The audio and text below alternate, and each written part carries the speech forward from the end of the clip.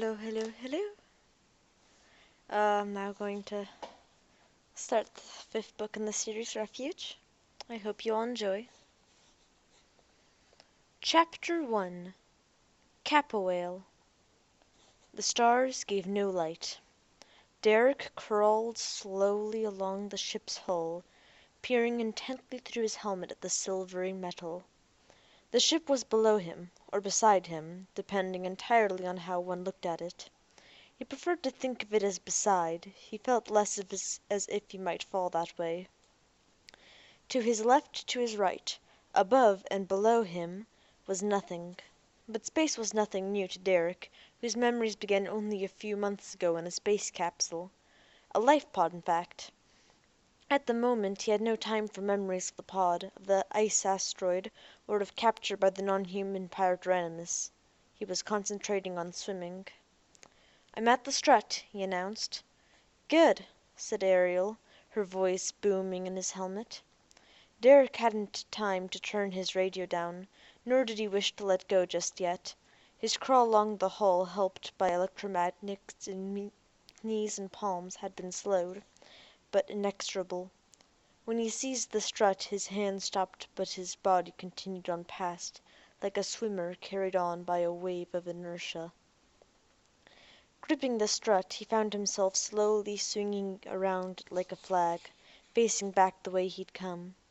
He had realized immediately that he shouldn't have grabbed the strut, but didn't compound his error by trying to undo it. He let the swing take him, absorbed his momentum with his arm. It creaked painfully and came to a stop. A robot, advancing in its tracks, arrested itself on the other side of the strut in the proper way. A hand braced against it, the arm soaking up the momentum like a spring. Being a robot, he had no fear of sprained wrists, the most common injuries in free fall. The robot, Mandelbrot, paused courteously while Derek resolved his entanglement with the strut. Derek gripped it with both hands and bent one elbow while keeping the other straight. His body revolved slowly around the bent arm until he had reversed himself. Placing his foot against the strut, he tiptoed away from it, letting go, uncoiling, and reaching out for the hull. For a moment Derek was in free, dreamy flight, not touching the ship. Then his palms touched down, the magnets clicking against it as he turned on crawl power. He slid forward on hands and forearms while his inertia wave was absorbed by the beach of the ship's hull. His chest and belly and finally his knees touched down painfully to slide scraping along. "Frost!" said Ariel. "What are you doing, sawing the hull in half?" Derek didn't reply. Not letting all his momentum be absorbed, he came quickly to his hands and knees, reaching and pulling at the hull. The magnets were computer-controlled and clicked off and on, alternately in the crawl pattern. In a few seconds he braked and all the magnets went on. He skittered slowly to a stop. Mandelbrot joined him in a similar fashion and looked at the hull, then moved aside. "Right, we're at the hatch," said Derek. "It doesn't look like we'll need any tools to get in. It's just a matter of turning inset screws." There were 2 slits in the hull, each in a small circle. The circles were at one edge of a square outline, the hatch. Derek stuck 2 fingers in one of the slits. Mandelbrot copied his motion on the other side, and they twisted the circles clockwise. There was a pop, and the hatch rode free. "Got it open," Derek said. That was a little premature. He would have to stand up on the hull to raise the hatch, or else move around. But before he could make up his mind, Mandelbrot reinserted his fingers into one of the slits and pulled. The hatch came free easily. Mandelbrot bent his arm like a rope, heaving the hatch up over his head, put up his other arm, and the hatch stood out from the hull. "Can't see a frosted thing," muttered Derek. His helmet light bounced off the shiny underside of the hatch and again off the huddled machinery exposed, but without air to scatter the light, What he saw was a collection of parallel and crossing lines of light against velvet blackness. After a moment, however, he made out a handle. These things weren't meant only for doctorates in mechanical engineering to understand, after all. There was a release in the handle. Squeezing the release, Derek pulled up on the handle. Nothing happened. There wasn't room on the handle for Mandelbrot to help him. Gripping it tightly, Derek stood on the hull and put his back into it. It came free with a creaky vibration he felt all the way up through the soles of his feet, an odd sort of hearing. "Trouble?" Ariel asked, concern in her voice. Perhaps she had heard his breathing and the gasp when it broke free. "Stuck, but I got it loose. I think a little ice had frozen around it." With the help of the robot, who had released the hatch and now stood upright on the hull, Derek pulled out a mass of cunningly nested pipes all connected together, rather like unfolding a sofa bed. Mandelbrot reached down and pulled a heavy cord, and a mass of thick silvery plastic unfolded. As soon as the plastic balloon was sufficiently unfolded not to suffer damage, Derek peered down at its root. He had to move around to the side, but there was the valve, looking uncommonly like a garden faucet on far-off Aurora. For a moment Derek was shaken by a perfect memory of a faucet in some dewy garden on the planet of the dawn. He had had indications, before this, that he was from that greatest of spacer planets, but very few specific memories leaked through his amnesia. Fewer still were as sharp as this one. After a few moments, though, he realized he was not going to remember what or where that garden was. All he knew about it was that it was a pleasant memory. He had liked that garden. Now all he had of it was the memory of its faucet. It isn't wise to shrug in free fall, so Derek reached carefully inside the hatch and, bracing himself, twisted the faucet. There was a hiss he heard through his fingers, and the air in the arm of his suit as steam under low pressure rushed into the balloon. In a moment Mandelbrot was out of sight behind it. That wonderful flexible arm came into view. Mandelbrot twisted the return valve, and in a moment there was the faint murmur of a small pipe. Water, too, was moving through the pipes by now. The radiator and vacuum distillation sections of the water purification and cooling system was in operation. They had settled down for a long stay in space. "Should have done this 4 days ago," Derek thought, but didn't say aloud. An optimist, he had hoped a ship would have come before now. Ariel, who tended to be pessimistic, had doubted. "I'm coming back by the way of the Sunside," he said. "The light's better." Ariel didn't answer. A punch on a button made his safety line release itself and reel in from the forward airlock. He reattached it to a ring near the hatch. The robot mimicked his movements. Feeling better about standing upright on the hull, Derek strode slowly and carefully around the rather narrow cylinder until the tiny red lamp of their current sun came into view, then on around until it was overhead.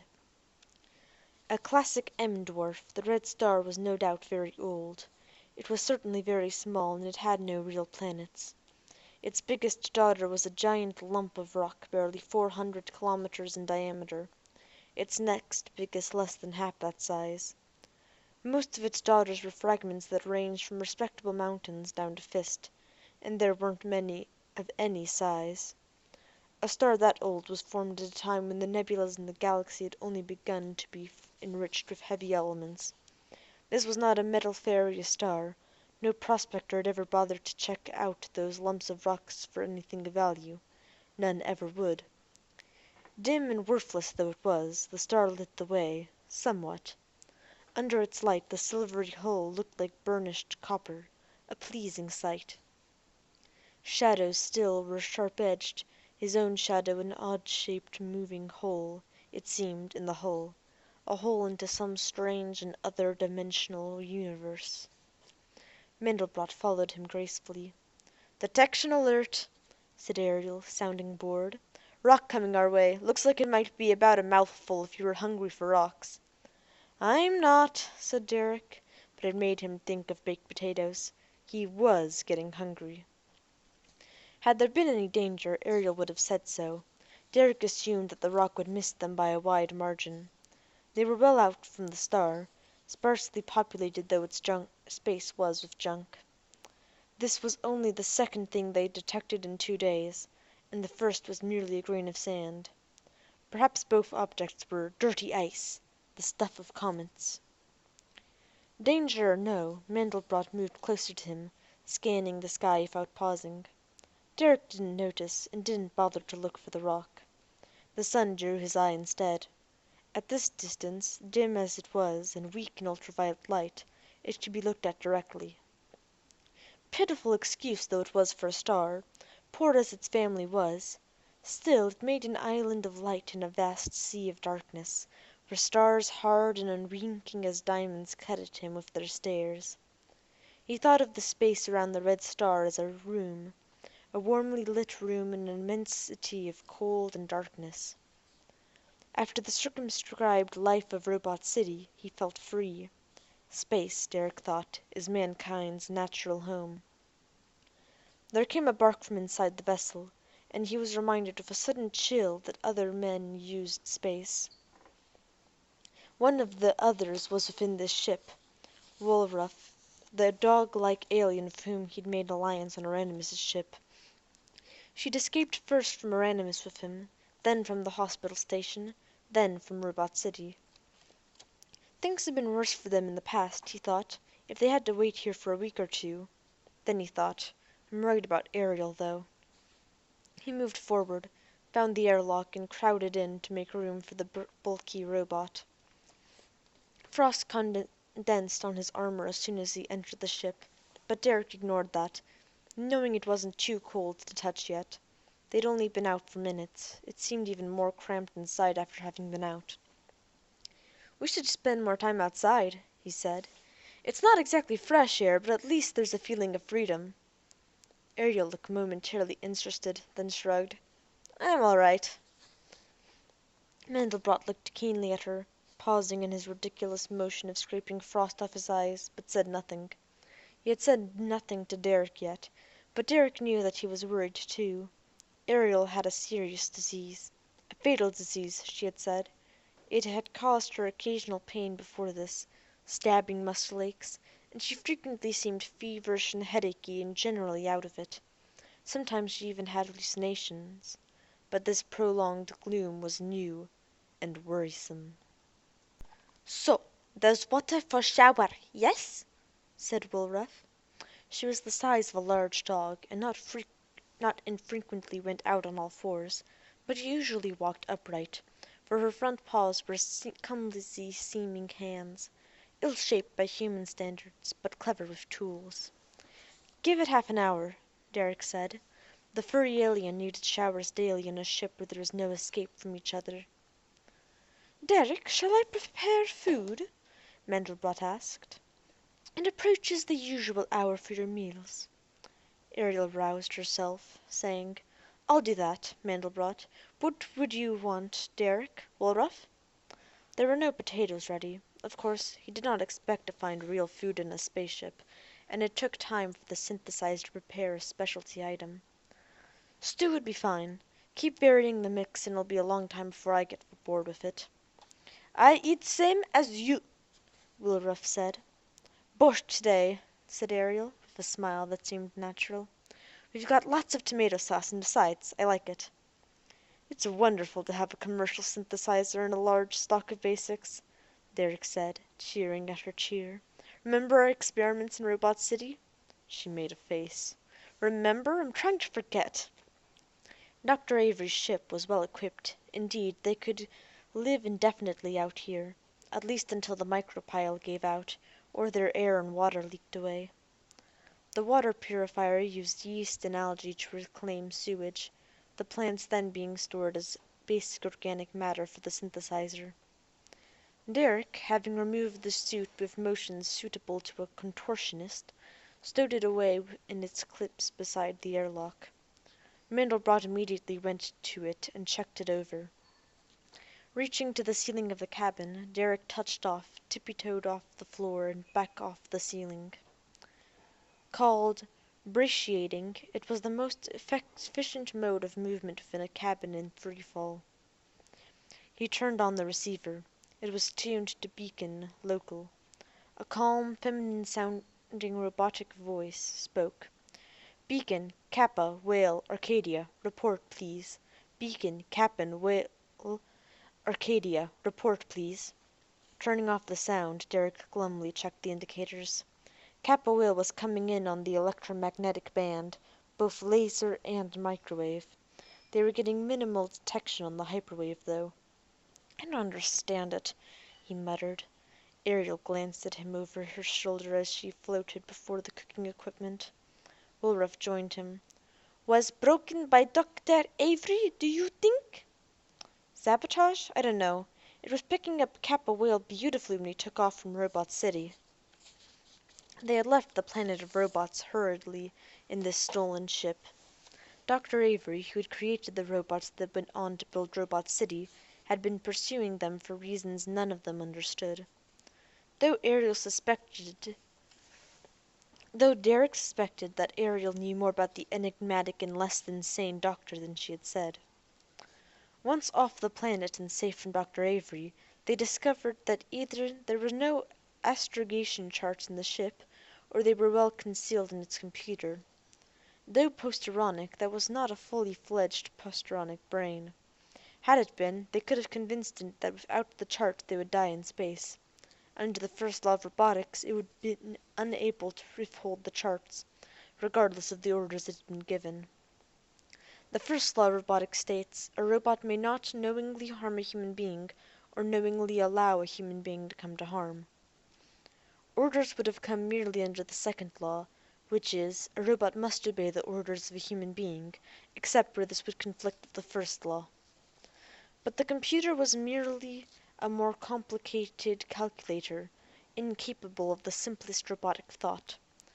Robotic chips with postronic brains had been tried, and all had failed because all full-sized postronic brains were designed with the three laws built into them. Necessarily, they were too intent on preventing possible harm to their occupants. Since space travel is inherently unsafe, they had a tendency to go mad or refuse to take off. "Feel like hitting this damn computer, or kicking it," he said. Woolruff grinned her rather frightening grin. "Ho! You think, like Jeff Leong, all machines should have place to kick?" "Or some way to jar information loose. I'm convinced there must be charts in there somewhere." It was a reasonable guess. No one could remember all the miles of numbers that was a star chart. Charts were rarely printed out in whole, though for convenience and calculation some sections might be. This little ship didn't have a printer. All it had, they presumed, was a recording in its memory. But they couldn't find it. Even that wouldn't have been too serious if the hyperwave hadn't gone out on them. Lacking charts in orbit above Robot City, they had swept space with the hyperwave and picked up Kappa Whale Arcadia quite well. The fix was good enough to jump toward, and they had done that. Logically, they then should have been able to pick up other beacons and hop, skip, and jump their way to anywhere in inhabited space. The 50 spacer worlds, or the settled worlds that Earth had recently begun to occupy. "We're somewhere within telescopic distance of Arcadia," murmured Derek. That was a minor and distant spacer world, but they had no idea on which side of it lay the constellation of the Whale. They knew only that this, Kappa, was the 9th brightest star in that constellation, and that there was only one fainter, Lambda Whale.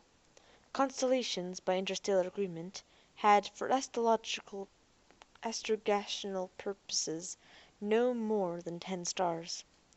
"Sooner or later a ship will come," Woolruff said reassuringly. "Sooner or later," Derek grunted. He didn't need to have the argument repeated. It had been mostly his. When they had found that, after the jump, the hyperwave would only pick up the nearest beacon, Derek had suggested they lie low until a ship came by, and request a copy of the astrological charts from it. To beam a copy over would take the ship only a few minutes, and be no trouble at all. Sooner or later. "Soup's on, or stew in this case," Ariel said. The oven opened, and with an exhalation of savory steam, We still have some of your crusty bread, Derek. I reheated it, but we'll want some more later." "It smells good," Derek said honestly. Woolruff, with even greater honesty, licked her chops and grinned. Derek had overcome his irritation at Ariel's invasion of the male preserve of the chief of cuisine, and had admitted to her that she was a better chef than he. Common cooking was robot work which no human admitted to doing. They ate in silence for a short while. The stew was served in covered bowls, but it clung to the inner surfaces. Manipulating their spoons carefully, they were able to eat without flinging food all over the ship. At first, even Ariel's appetite was good, but she quickly lost interest. "Do you think a ship will ever come by here?" she asked, finally, her gaze, and apparently her thought, a long way away. "Of course," Derek said quickly. "I admit I was too optimistic. I suspect we're well out on the edge of inhabited space. This lane is not too well traveled, but eventually,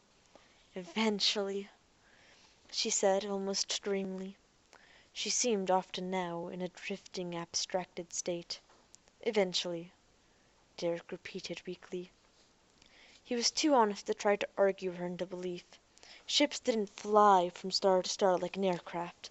They jumped, with massive thrusts of their hyperatomic motors, going in a direction that was at right angles to time, in all three spatial dimensions simultaneously. Since they went no distance, it naturally took no time to jump.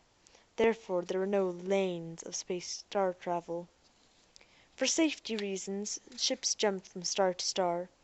If one was stranded for any reason, rescuers only had to chart the route and check every star along it. And since not every star had inhabited planets, all along these well-traveled lanes, as they were called, were the beacon stars.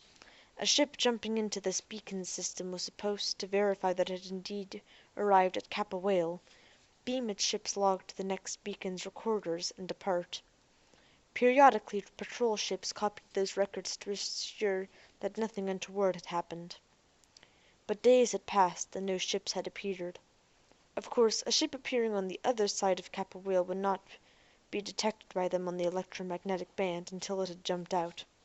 The hyperwave radio, though, was functioning well enough to detect a ship reporting to the beacon anywhere in the stellar system. Derek and Woolruff agreed on that. So, eventually they would be found and rescued. Woolruff finished her meal by opening her bowl and licking it clean efficiently. "I was thinking," she said, "maybe jump wave shock shifted things in our hyperwave antenna." "Shifted the elements?" Derek nodded uncertainly. He had no idea where he had been educated, but he had a good general technical background with a strong speciality in robotics. Not unusual for a spacer youth, as he assumed himself to be. But hyperwave technology was a whole other, and if anything, even more difficult school of knowledge. "Do you have, things to measure them with?" Derek had seen a toolbox on the ship's schematic that he had accessed before going out to set up the recycling system. "There might be." There was. A few minutes later, with Ariel listless at the detectors and Woolruff at the communicator, Derek carefully strode forward outside, followed by Mandelbrot. A hyperwave antenna could have been put in any part of the ship, since the hyperatmo didn't kowtow to the laws of space-time, but it would have had to have been well shielded lest its backlash from the small ship damage its instruments or even the crew. So, in these Starseeker models, it was a blister on the bow, as far from everything as possible. The antenna looked like a series of odd-shaped chunks of metal and coils of wire, and the testing gear simply shot current through each element in turn. The readouts were within normal range, as nearly as he could tell from the manual he had accessed before coming out. "I don't get it," Derek complained, thinking of the classical definition of hell, the place where all the instruments tests turn out to be perfect but none of them work. "How can I fix it if it isn't broken?" "I think," said Woolruff slowly, "that Dr. Avery has returned the antenna." "Retuned?" Derek had never heard of such a thing, but knew little about the subject. I thought all spacer talk was in the same range. Is he trying to pick up settlers, or what? Maybe Arenimas. Maybe, Derek thought, chilled. Maybe indeed. That long-armed pirate was definitely interested in Dr. Avery's doings, though might not know who or what Dr. Avery was. Derek stood, looking around the warm room generated by Kappa Whale, and shivered. For the first time the thought came to him. What if the first ship that showed up was Aranimus's? He must be systematically searching the beacon stars. A touch on his arm nearly made Derek jump off the hull. And that is the end of the first part.